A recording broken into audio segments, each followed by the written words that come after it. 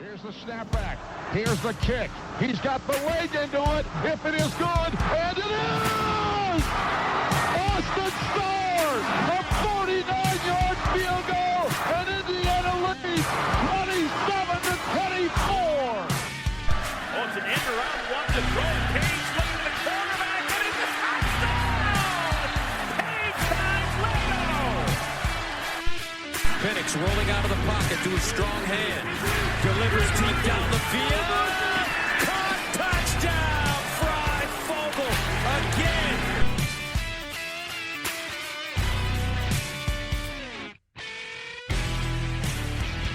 Welcome to the OEO podcast. I'm your host, Michael Bragg. You can find me on Twitter. It's at Braggley, Braggley. It's just a bunch of retweets of like transfer news and Arsenal things. Somebody that doesn't do that kind of stuff, he just gets drunk on Saturdays and trolls you. That's my co-host, Brandon. You can find him on Twitter. It's at Brandon Dubich. Brandon spelled traditionally Dubich, Dubich. What's up, Brando? I am so happy again to talk on air, but I feel like we've seen a lot of each other through March. Though we've been strangers to the podcasting world, we have not been strangers as friends. So it's good to talk to you guys on record, but we've had a good little month. It's been fun. March. We had a nice little March, huh? So, well, as friends, as friends, sports fans, kind of sucked. More for some than others. Yeah. And I'll just leave that at that. That's fine. Yeah, that's fine. Speaking of that, Seth's here. Producer Seth. You can block him on Twitter. It's at SayTop5, SETAH5. Although you might want to undo that block. I'm not sure. So Seth was in my basement. I had a decent amount of people over for the Purdue public shaming. Fairleigh Dickinson. That's who it was. Game. I was not trying to be a jack right there. I was just being dead serious. He was surprisingly calm, as everybody except for one person was kind of just semi feel bad cheering for Purdue to try to make some sort of comeback. You might want to unblock him so you can go back through some of his tweets. Although right now after losing to a 16 seed, somehow they have gained momentum by getting their giant that they couldn't get the ball to named as National Player of the Year. So maybe just keep him blocked. And as I said, it's SayTop5, SETAH5. But that's enough basketball talk for now. Seth, what's up? Real quick. Seth, was I friend blocked when I called you guys immediately after the game? No. God, so like, okay, so much nicer than I am. When you're a victim of repeated trauma, you kind of just go into the space where you're like, I've been here before. Just like how I assume winners get when they just expect to win. They wake up pissing excellence. They roll out of bed and just know that they're going to dominate. I have the exact opposite feeling when I wake up most mornings. I have that pit in my stomach that I'm just going to fucking lose and everything's going to be miserable. And that's how I roll most days. So there was like a weird comfort in what I experienced, and having the public shame of being 1 out of 12 people there, being the lone Purdue fan. The other Purdue fan had absconded as his dog passed away. Like, it couldn't have gotten any worse. So I don't know how to contextualize it any more than that. All I can tell you is of all the 16 seeds who have lost, we've lost by the least amount of points. And I also predicted this Wednesday when I was watching the FDU game. I said, this is a nightmare matchup. We are screwed. My prediction was that we lost 42-39. And when the goddamn big guy doesn't get a shot attempt with 9 minutes left in the game, that's a problem. Wasn't the problem 6 of 29 or something? No more basketball. No more basketball. Okay. Sorry. No more basketball. No, it's not awful, Brandon, as he types into the chat. That was maybe the best thing that's ever happened on the podcast. I think that's my first F-bomb. That was not sorry. That's okay. That's all right. I'll put a warning in the Twitter or something. Yeah. Fantastic. We're not going to touch anymore on that, especially maybe the dog part. Yeah, let's get right into it. So, hey, we're here, after taking a little bit of a leave of absence due to, no content happening, as well as March Madness. We're back. March Madness is not over, but we're here to talk a little bit of spring football. We just threw together some questions, or I did, I guess, for these two dum-dums, just to see what they think. On some of the spring stuff that's going on and kind of some of the stuff about the upcoming season. And then we will spend your money for you and basically provide a trash can and allow you to just throw it directly into as we predict the Final Four and the eventual national champion. So we'll do that at the end.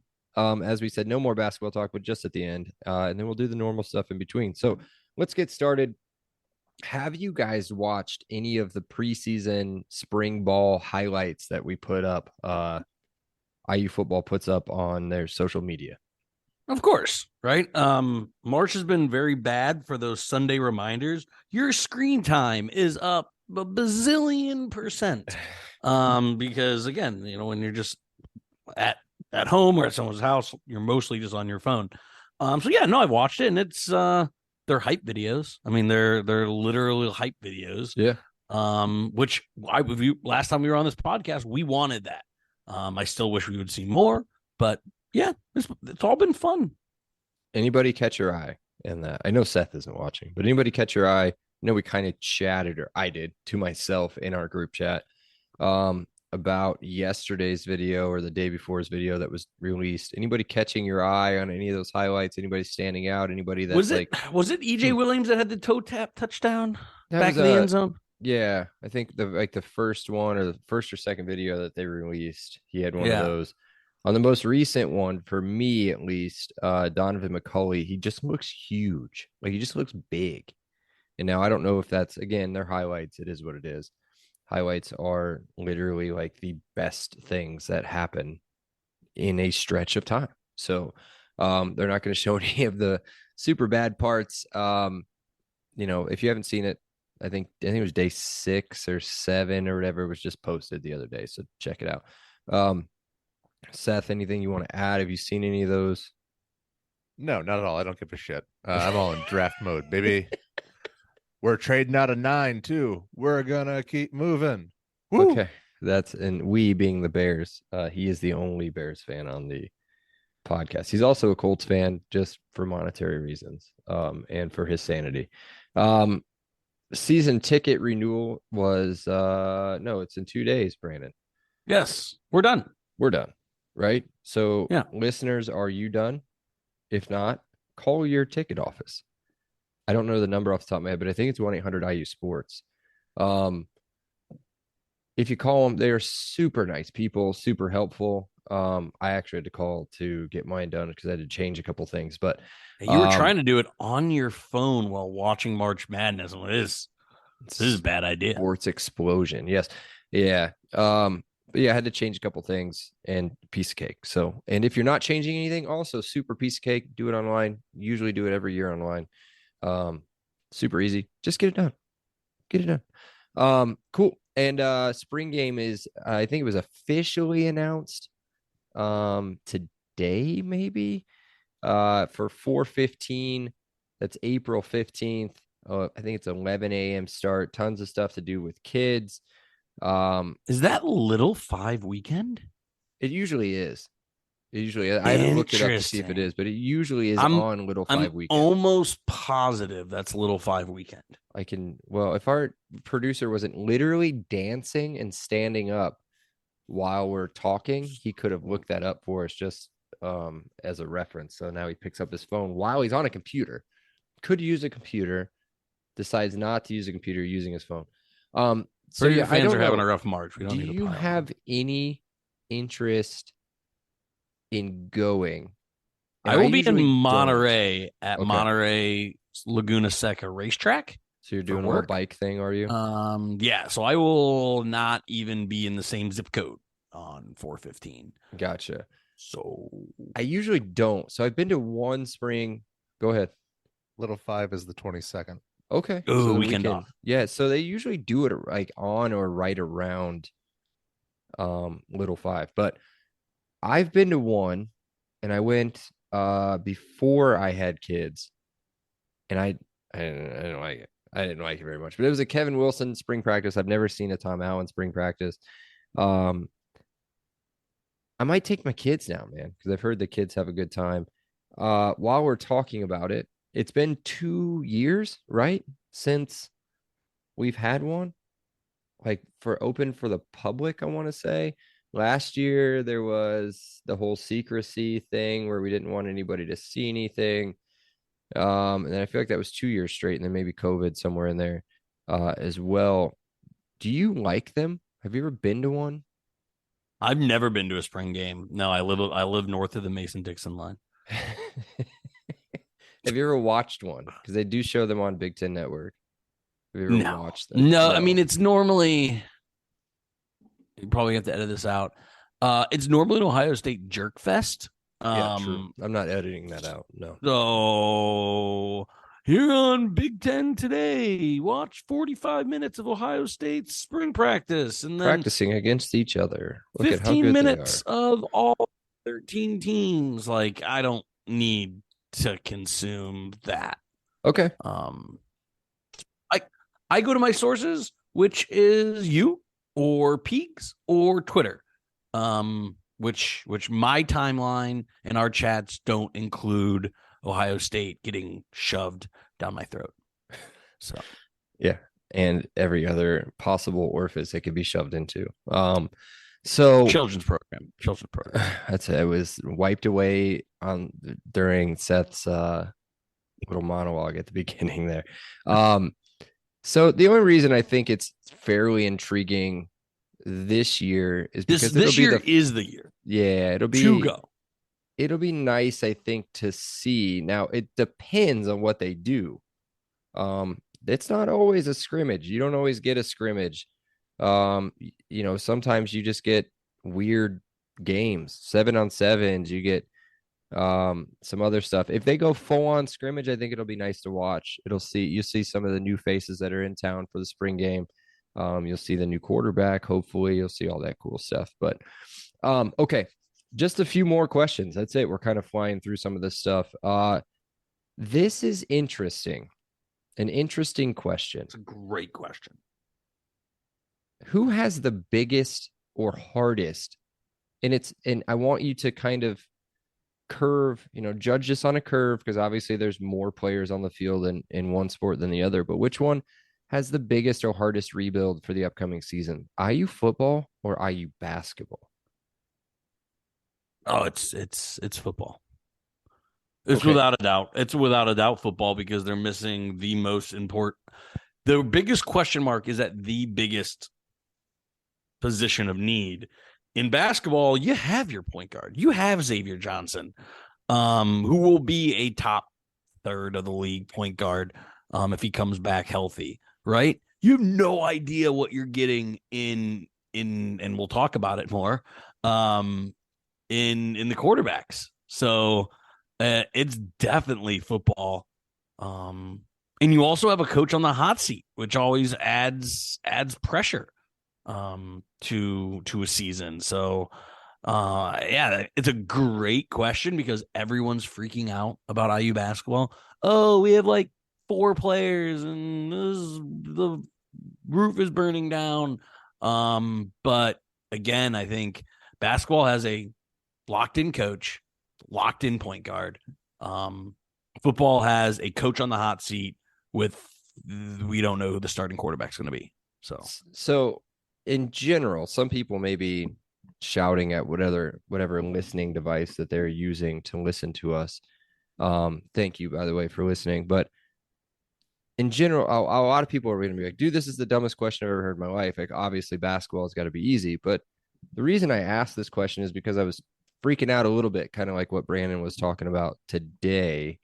To when we kind of sit down and you think about the fact that when you look at the starting lineup, let's just say in the middle of when was Xavier healthy? Let's just say the middle of December, right?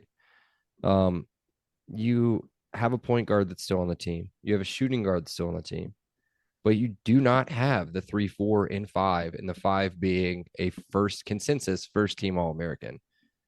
gone. And maybe, well, one of the top, what did he finish in scoring? Fourth, fifth, the best shot blocker in the history of the program, one of the best rebounders in the history of the program. Third, rebounding third, blocks one. Yeah, that's gone.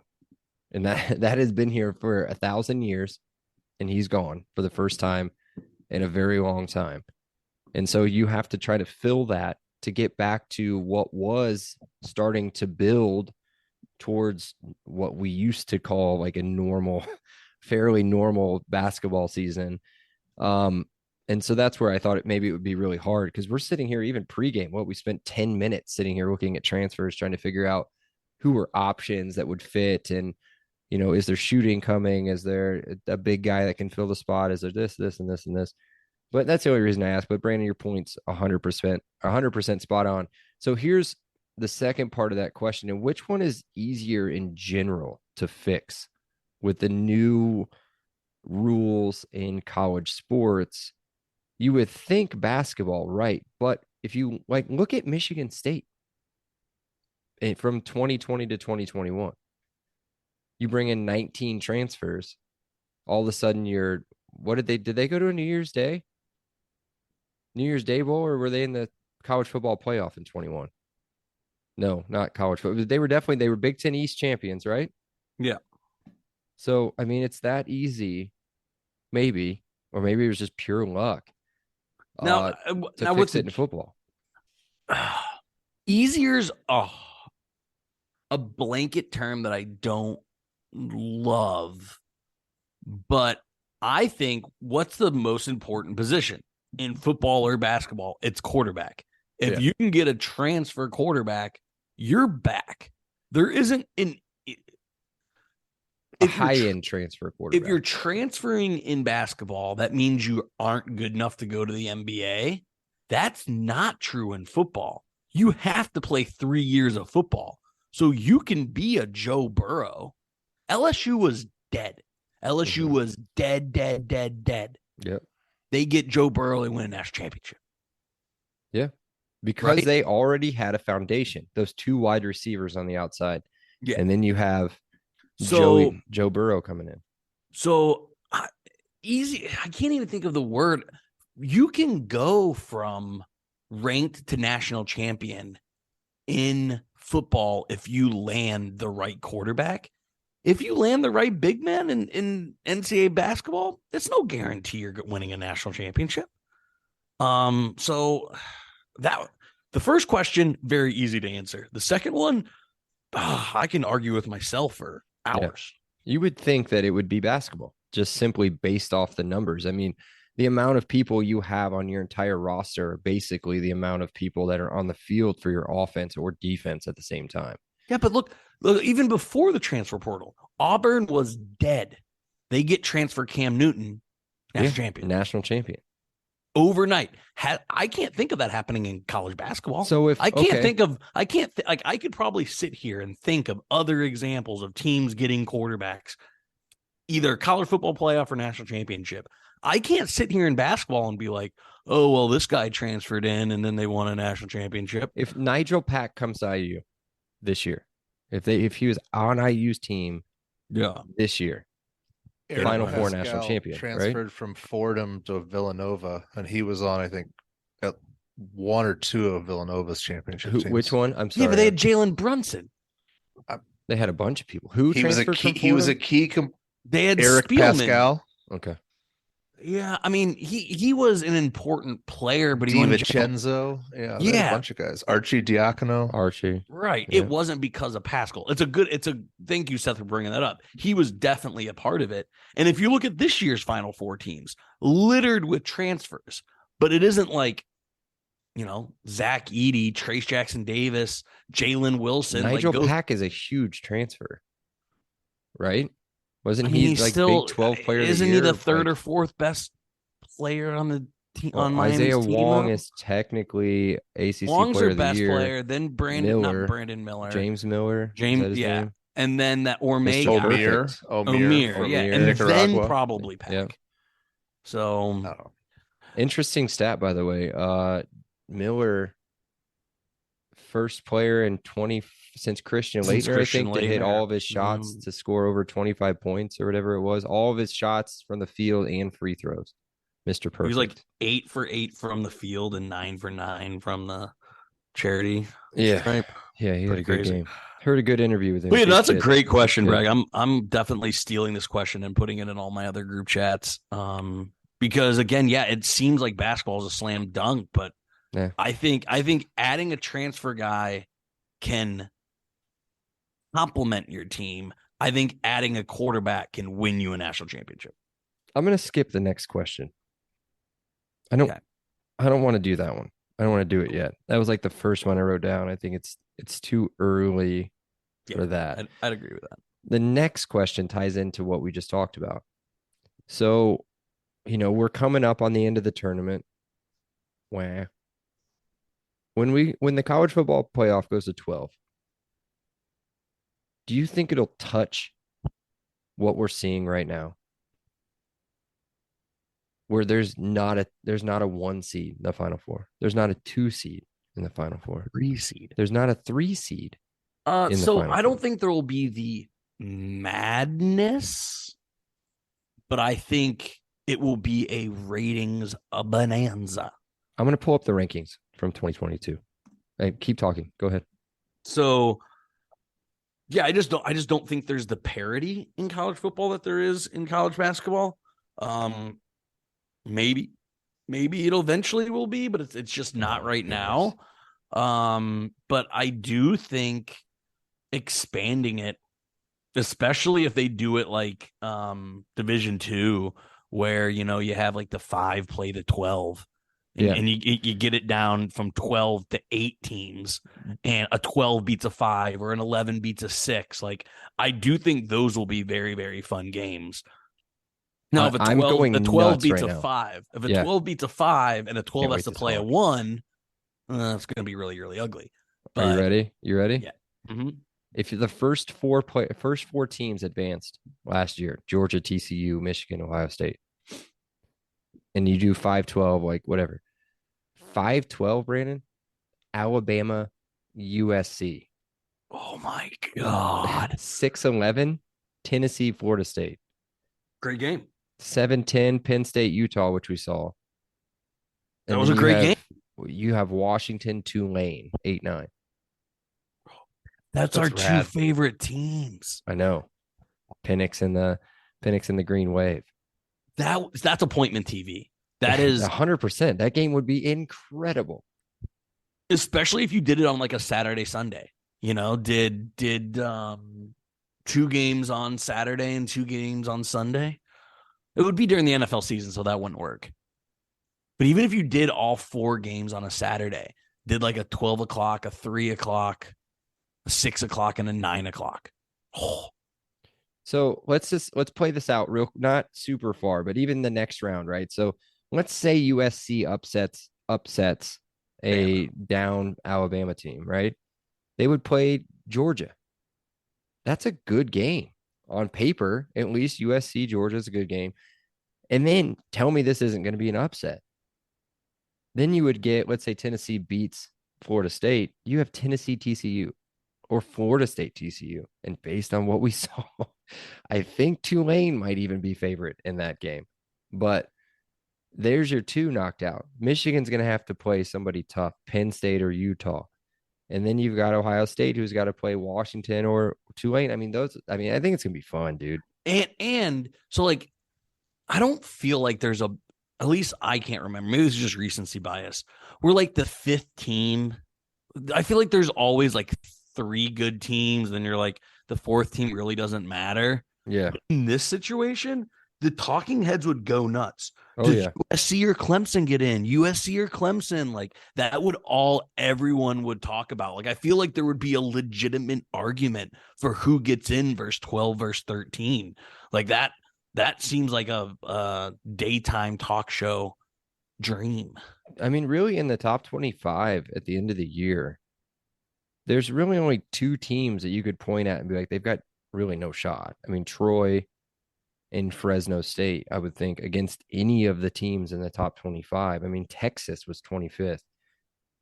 I would assume Texas versus Troy, they're heavy favorite. Texas versus Fresno State, heavy favorite, double-digit favorite probably.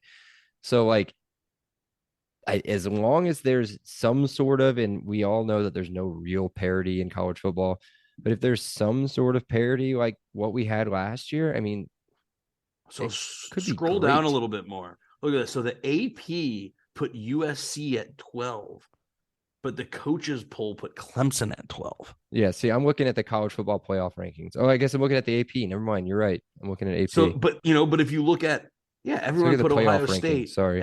Everyone put Ohio State over Alabama, and it's not even close, right? Like, I don't feel like there's that battle between 4 and 5 as much as that battle between. Oh, we were so dumb, dude. We were so dumb. It would be Alabama, Washington, 5-12. And then you would have Clemson. They got Clemson at 7, dude. College football playoff. So, yeah, I don't know. I think it'll be fun. Will we get an FAU in the Final Four? No. I mean, unless it's Seth is shaking his head. I don't know. No, man. we'll never. Look at UCF. You tell me UCF couldn't have beat Michigan or maybe not Ohio State. No, they couldn't have beat Michigan or TCU. You don't think so? That team, the undefeated, the national champions. Who was the quarterback on that team? He transferred to remember. Florida State. He's one very McKenzie. Yeah, that sounds right. Dude, it's gonna be fun. Whatever. It's gonna be a lot of fun. It's gonna be a ton of fun. All right. You know what? Since we've been off for a while, I'm not gonna bore people with Monon Track. Just check out their website. It's gonna be attached on the thing. Elio. Come on, it's running season. The weather's getting nice. It's fine. Well, then tell them to pay us. How about that? Elio 10, guys. Then I'll read it. All right. Brando's Randos. Cool. So, because if you live in the greater Indianapolis area and you still listen to the radio when you're not listening to us, everyone's talking about the Colts and the quarterback situation. So my question is actually to Seth, since I know he'll actually give an unbiased answer. I'll give an unbiased answer too. Go ahead, though. Seth can start. Better quarterback situation week 1, the Indianapolis Colts or the Indiana Hoosiers? Oh my God. I hate my answer. It's the IU Hoosiers. It's the IU Hoosiers. Thank you. Because here's the answer is because you have a potential 4-year starter staring you dead in the face if he is able to take the reins, and you have something to get excited about. Yeah. And we got Bragg here, who I don't know if he's willing to admit it or not, but is clinging to some, sexual fantasy of Lamar Jackson coming to Indianapolis as some, like a fever dream. Can I say what I wanted to say? It's not happening. Best case scenario, you get Will Levis. No, just kidding. You maybe CJ. I don't know who. I think you get the worst. I think you get the worst of the top 3. Yes. And I think if you end up with Rob, oh my goodness, Will Levis. Anthony Richardson. Anthony Richardson and Will Levis are going to be a nightmare. If you end up with either one of those two, do not get excited. Shut your mouth. It's not cool. He's more Jamarcus. He's more Jamarcus Russell than he is Cam Newton. So okay, so that's not who I was going to say. What I would have said was nobody thought Lamar Jackson could be a quarterback in the NFL. Nobody thought he had. Yes, they did. Listen, not to the point. He's an MVP, dog. Not to the point. People thought that. No, not MVP caliber for a fact. And his numbers out of college throwing the football were not any good either, right? So listen, I'm done on Will Levis, and this is probably gonna. Hopefully this comes back to haunt me at some point. I hope to God we don't draft that guy. No, thank you. I saw enough of him in the 2 or 3 snaps he took against IU when he played for Penn State. He's dude Jake Locker. No good. By the way. Yes. What? Will Levis is Jake Locker. Yeah. No, that's thank it. You. Thank you. No, thank you.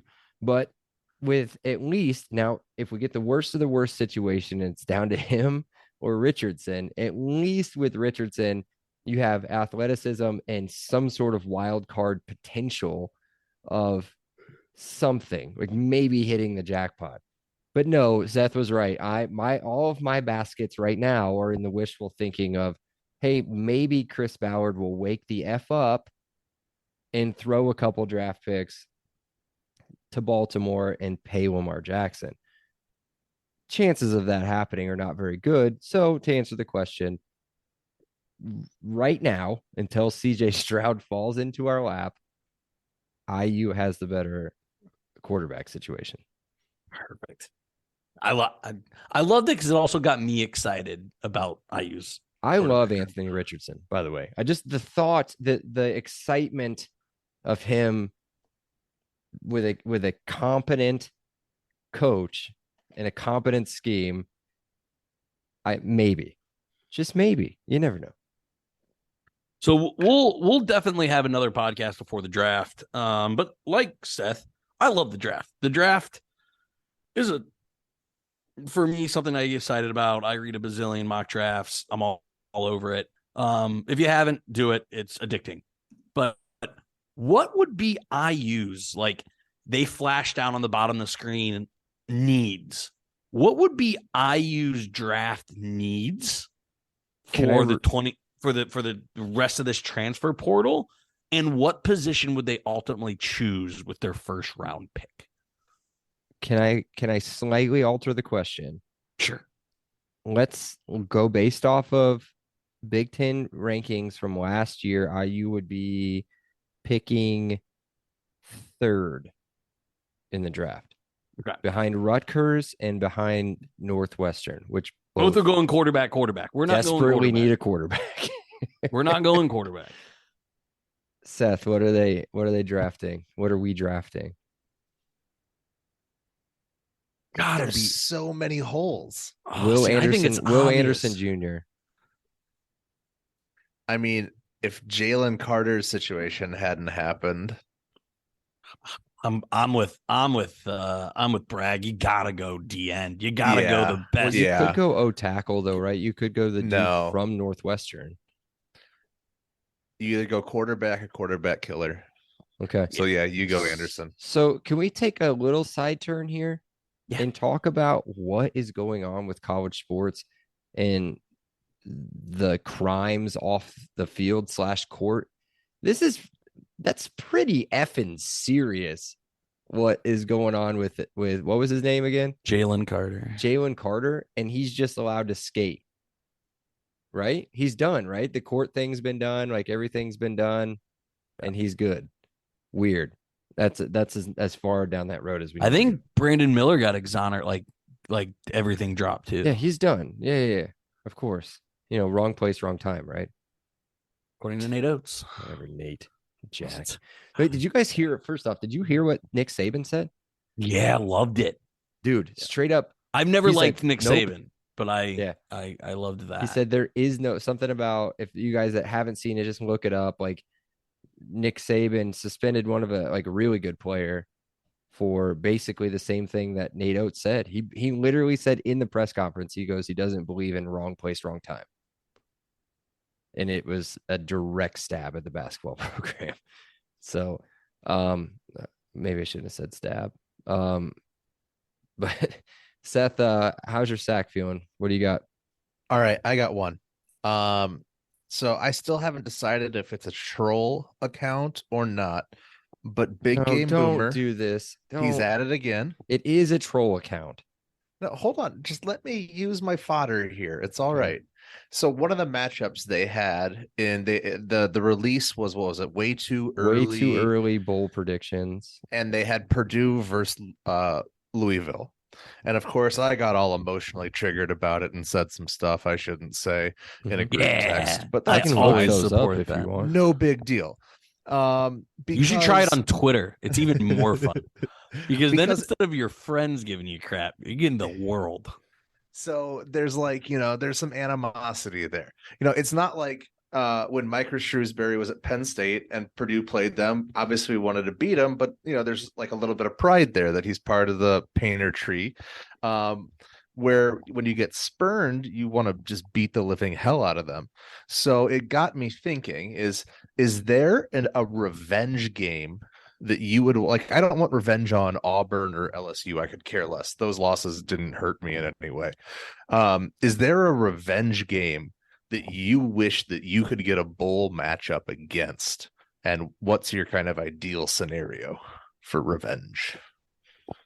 It's so tough because the program's so much better, but I want Rocky Top again. Me too. I do. That was the single most devastating sporting event I've ever went to. And I want it. I wish I could say the same. I wish I could say I was gonna say Duke. And then I was thinking Utah. I mean, every time we play in a bowl game since 2007. Ole Miss. The Ole Miss game. I would Huddle take Ole was Miss just back. dead. Like there was no dramatic moment in that. No. But there kind of was. There kind of was the blocked field goal where McFadden just stood there after he recovered the ball. I mean, poor Jack immediately Tuttle forgot that playing he with was the best player on his football team, Right. offense or defensively through high school, and it was Right. like, oh, ball, oh, go fall down. Jack Tuttle with a separated shoulder trying to throw the ball out there like it. But no, nothing compares. I want to Rocky that. Top. Rocky No. Top probably kicks our butt now, but man, you gotta beat Rocky Top before my life ends. We would 100% destroy Rocky Top right now. Their quarterback is Joe Milton. No, I thought they had a freshman that came. I don't know. It doesn't matter. I don't want to Joe Milton. They've got Joe Milton throwing oranges 100 yards. Honestly, where's Kevin Wilson at? He just got a head coaching job. Tulsa. Tulsa, is that right? Schedule Tulsa. Yeah, please.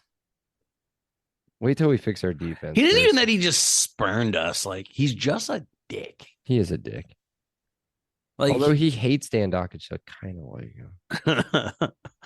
It's all in the eyes, my man. It's all Oh in the my god, eyes. please stop with that. So dude. can we just talk about that real quick? How fun that was to watch Zach Edey publicly own him on Twitter. That was just I mean, that was good. enjoyable. Anytime anybody owns Dockich, which is really not that hard to do, it's great for me. But so just so succinctly and like directly, it was just. are great. we not sure that? Are we 100% sure that Zach Edey's mom doesn't run his Twitter account? We never said it. We never said she didn't. Okay, so it might have been. I his have no mom. idea. Okay, Keep here's the speaking fun part. speculatively. Here's the fun part. Edie's Everybody mom get out there. got it DraftKings. going on. She's not what I want, and I've never wanted less. All right, everybody get out their DraftKings account, deposit hundreds of dollars, and then put your money on these bets because we're about ready to predict the Final Four for you. Okay, Seth's going to start. We're all going to do the first game. We're all going to do the second game, and then we're all going to pick our national champion. Okay, Seth, here are the lines. First game we're going to pick. This is courtesy of our friends at DraftKings. Please sponsor us. UConn, easily the heavy favorite in the entire four that are left. 5.5-point favorites against Miami. Who do you got? All right. So just With for the record, spread, not straight up. This is against the spread. 5.5. I'm notoriously a dog shit gambler. When I put my money on, I have been awesome during March Madness. It's scary. I'm taking Miami, and I don't feel great about it. But I bet against Miami a couple times earlier in the tournament. You took IU, I believe. Against I Miami. did.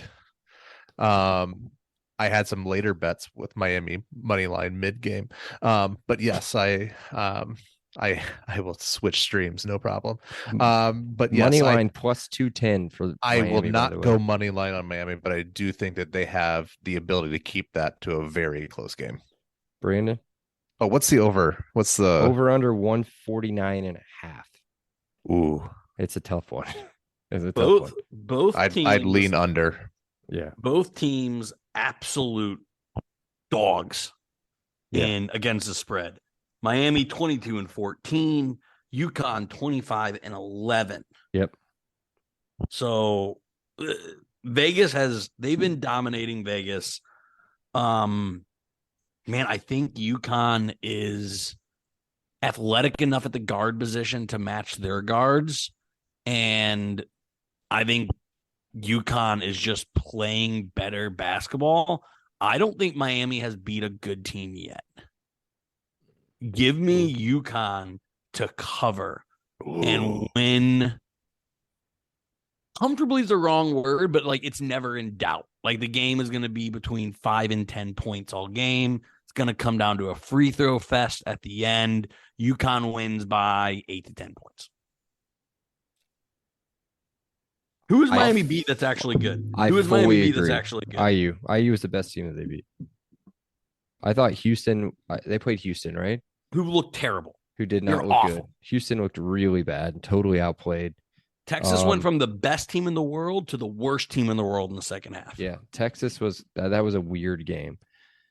I'm going UConn. UConn is rolling. Adama Sanago is going to dominate inside. I mean, their biggest player, their biggest star. Now we just talked about how good. What is his name?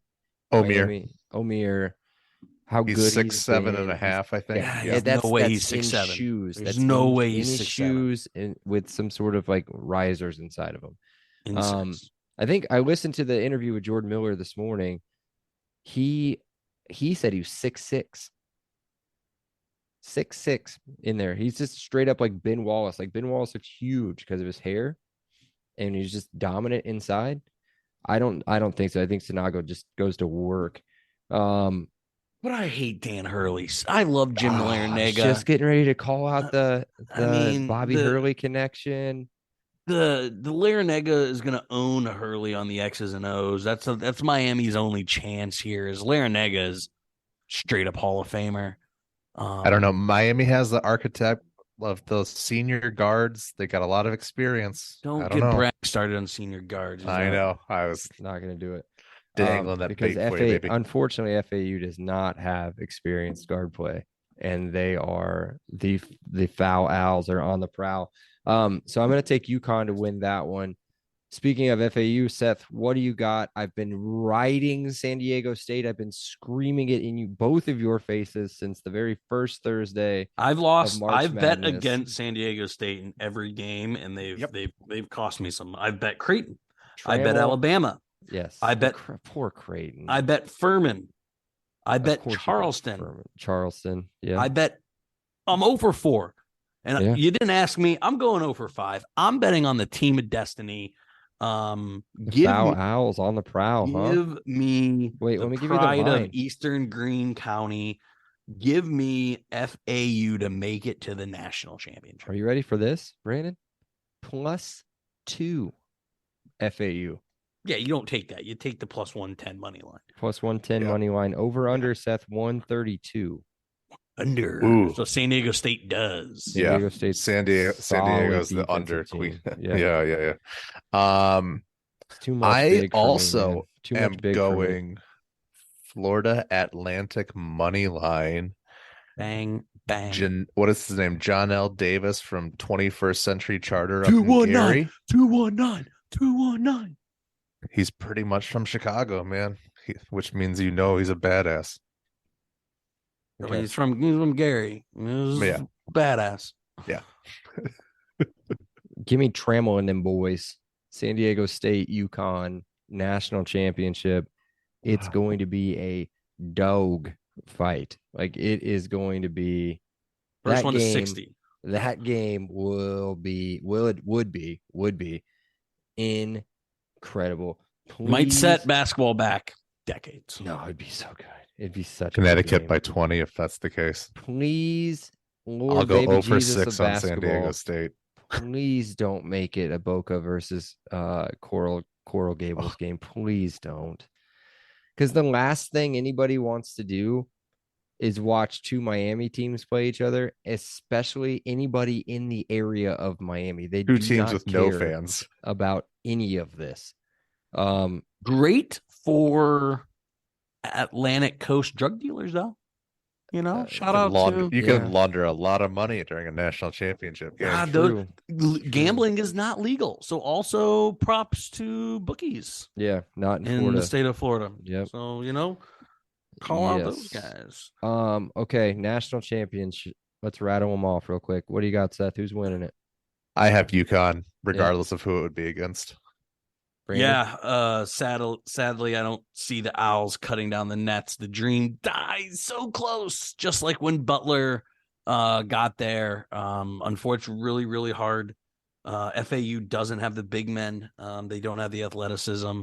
So yeah, I think UConn wins it all. Which, to my point, UConn 5 years ago won like 8 games. So like we talked about how teams can rebuild. Kevin Ollie was the coach there. Ollie, Like Right after he won a national championship, they went bad. Real. Yeah, so I mean that's how quick things can change. UConn is going to go from winning 8 games to a national championship in less than a half a decade. Huskies win.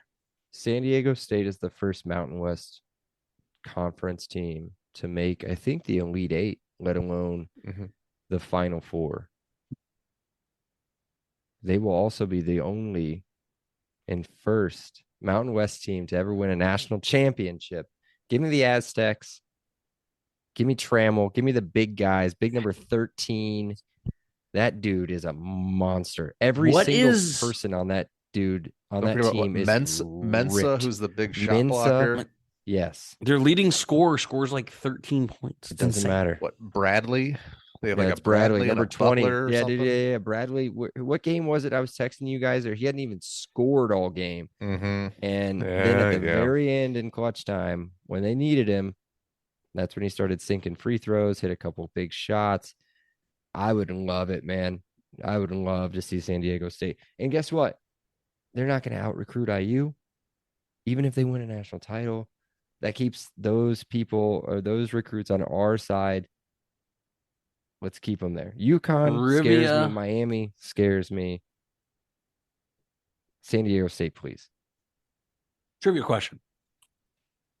Can you name the team in a non-Power 5 / Big East school to win a national championship? Okay, so you're considering Villanova Big East. They were Big East when they won the national championship. I didn't know this. I had to look this up. The last team to do it? The last non-Power 5 / Big East team to win a national championship. UNLV. Nailed it. 1990 UNLV. LJ. Larry Johnson. Who else was on that team? Stacey Augman. There was Kenny Anderson. Kenny Anderson might have. Are you talking about Phoenix Suns? Kenny Anderson? I believe so. And then before that, because then that's when UCLA and Kansas and IU go on all their runs. You have to go back to 1966. UTEP, Texas Western. That's right. Really. And then Loyola, and then there's actually San Francisco. Then you actually get a run of non-LaSalle. Greg Anthony. Greg Anthony. That's who I meant, not Kenny Anderson. Yep, Greg Anthony. But isn't that crazy? 30 plus years since a non-Power 5 / Big East has won and Breg's predicting it because he's a crazy person. You guys picked UConn, so I had to. I mean, I think UConn's really going to win it, but I think whoever Miami or UConn beats the other team. I think that's the de facto championship. I do think correct that if San Diego State can beat Miami. I do think so. UConn, I would agree with that. Much tougher, but I think if San Diego State, Miami hit each other, that one's going to be really tough to pick. So. All right, cool. Well, we'll wrap it up again. Check out the pod on Twitter. It's at Podcast LEO. Be sure to download, rate, review, follow on all of our platforms. It was fun. Love you guys. LEO. LEO. He said it. LEO. Awesome day. LEO. Thank you so much, Rick. I appreciate that. LEO. All right, great. LEO. Appreciate you guys. LEO. You're welcome, Dave. Have a great day. LEO. Have a great day, LEO. Appreciate you being here with us. Have an awesome day, and LEO. Oh, thank you so much, LEO. Well, thanks so much, LEO. Hey, thanks so much, Mike. Appreciate that, LEO. Appreciate you guys, man. Have an awesome day, LEO. Awesome. Elio. Elio.